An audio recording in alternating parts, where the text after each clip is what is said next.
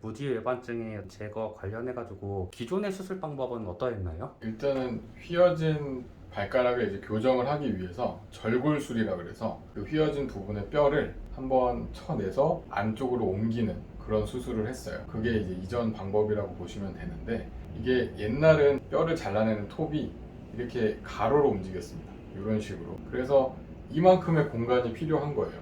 그러니까 요만큼의 뼈를 쳐내기 위해서 요 정도의 뼈를 쳐내도 톱이 들어가야 되기 때문에, 톱이 이렇게 움직이게 되면 그거보다 더 많은 범위의 그런 피부 절개가 필요했어요. 그래서 예전에 설명드렸을 때는 한 이 정도는 째야 된다, 이렇게 많이 말씀을 드렸고요. 피부 절개를 해야 되는 게. 그렇기 때문에 상대적으로 많이 째게 되고 톱이 많은 부분을 들어가야 되기 때문에 통증이나 이런 것도 심하다고 설명을 드렸고, 보통 한 6주 정도는 고생하셔야 돼요, 이렇게 많이 말씀을 드렸었죠. 미카가 기존의 수술법에 비해서 어떤 점이 가장 큰 장점인가요? 그게 일단 미카 할 때 시작하는 그 M이 그러니까 미니멀이에요. 그러니까 최대한 침습적인 치료가 점점 줄어든다고 보시면 되고요. 그게 아까 제가 톱이 이렇게 움직인다고 말씀드렸죠. 근데 새로 이제 이 수술에 대해 도입된 기구를 말씀드리면, 톱이 이렇게 펜처럼 생겼는데 앞뒤로 움직입니다. 그렇게 되면 뼈를 잘라낼 때 필요한 공간이 굉장히 줄어들어요.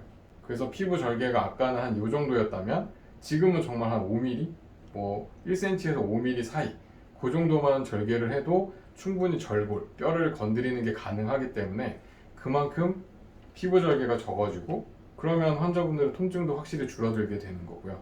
그로 인해서 시간도 많이 앞당겨지게 되는 그런 장점이 있죠. 그래서 수술적인 치료를 했던 분의 사진을 보여드리면, 이분은 굉장히 심하다고 보시면 돼요. 여기 각도를 일단 재보면, 네, 거의 57도 뭐 이 정도로 심각하게 틀어져 있는 경우, 그러니까 이분은 3단계이신 거죠. 굉장히 심했기 때문에 수술적인 치료가 필요했던 거고, 그래서 이 오른쪽에 보이시는 화면이 수술적인 치료를 했을 때 사진을 보여드린 거고요. 이걸 확대해서 보면 실질적으로 뼈를 건드렸던 부분이 여기 부분입니다. 여기 부분인 거고, 그래서 원래 있었던 뼈 부분을 안쪽으로 움직여 놓고 그대로 나사로 뼈를 고정한다고 보시면 돼요. 그래서 이전에는 이 부분의 뼈를 건드리기 위해서 피부 절개가 여기서부터 이렇게 들어갔었어야 했다면, 지금은 여기에서 요만큼 정도만 피부 절개를 해도 충분히 절골이 가능하다는 거죠. 선생님, 그러면 저기 이게 박혀 있는 거 있지 않습니까? 저거는 수술하고 나서는 언제 정도에 제거를 하게 되나요? 이제 다 붙게 되면 빼는 게 맞는 건데, 보통 기준을 말씀드리면 한 6주에서 8주 정도면 충분히 뼈가 다 붙게 되고요. 네, 그 상태에서 제거를 하면 됩니다. 그럼 그 6주 동안에 또 일상생활하는 데는 큰 지장은 없을까요?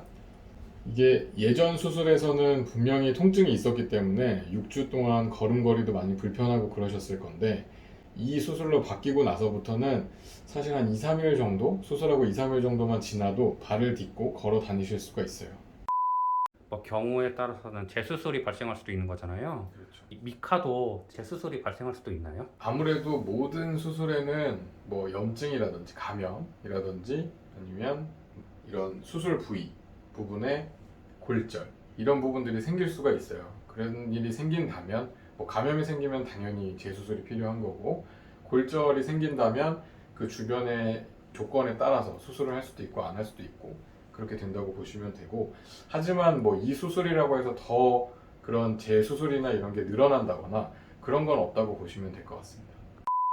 미카를 받으신 분이 약간 조금 연령대가 높으신 분이잖아요. 네. 소위 말하는 그 노인분들도 그 저수술을 받을 수 있을 것 같은데, 옛날 수술 방법으로 할 때는, 그때는 어르신들한테는 많이 권해드리지는 못했어요. 왜냐면 6주 동안 통증이 꽤 심하고 그런 것들을 이겨내면서 수술적인 치료를 권하고 싶진 않았었거든요. 근데 제가 이 수술로 바꾸고 나서부터는 통증이나 이런 게 심하지 않기 때문에 한 2, 3일 정도만 잘 회복하시면 그 다음부터는 보행이나 이런 게 다 가능하시기 때문에, 이제는 연세 든 분들이 만약에 이 수술을 원하신다면 권해드릴 수는 있을 것 같습니다. 또 어르신 분들은 또 먹는 약도 많잖아요. 그렇죠. 저 수술과 관련해 가지고 혹시 뭐 복용해도 되거나 혹 안 해도 되는 걸 약이 구분이 되나요? 원래 뭐 우리가 흔히 뭐 내시경도 그렇고 수술적인 치료를 할 때는 뭐 아스피린이나 이런 항혈전제라 그래서 피를 묽게 하는, 피가 더 잘 나게 하는 그런 약들은 당연히 끊어야 되는 게 맞는데요. 근데 이 수술 자체가 피가 많이 나거나 하진 않아요. 그래서 물론 약은 끊어야겠지만 수술하고 나서의 뭔가 그런 출혈이라든지 2차적인 합병증에 대한 걱정은 좀 덜 하셔도 될 것 같습니다. 이 수술 자체가 그렇게 도입된 게 아주 오래되거나 확립된 게 오래되진 않았어요. 그래서 저도 사실은 처음에는 반신반의했었고, 이렇게 해서 뭐 통증이나 이런 게 얼마나 좋아지겠어 이런 생각을 많이 했었는데, 막상 이 기구가 이제 도입이 되고 저도 이 수술을 하게 되면서 환자분들이 오셔서 말씀해 주시는 게 만족도가 높고, 그 다음에 통증도 확실히 적고 재활 기간이 짧아지기 때문에 이제는 저도 이 수술을 환자분들에게 더 권장할 수 있을 것 같습니다. 그래서 환자분들도 이런 무죄관증이 있는데 통증이 심하고 그런 것들이 걱정돼서 치료를 못 받으시고 있는 분들이 있다면 병원으로 오세요. 그러면 이 수술적이나 이런 것들도 제가 다시 한번 자세히 설명드리겠습니다.